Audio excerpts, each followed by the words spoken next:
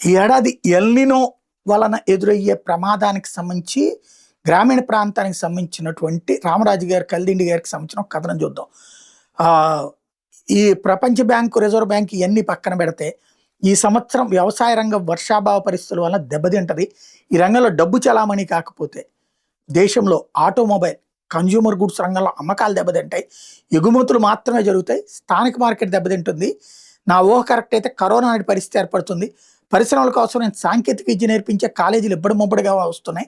Fee reimbursement అంటూ ప్రతి ఒక్కళ్ళు కాలేజీలకు పోతున్నారు. ఊళ్ళల్లో పనిచేసే వాళ్ళు దొరకడం లేదు.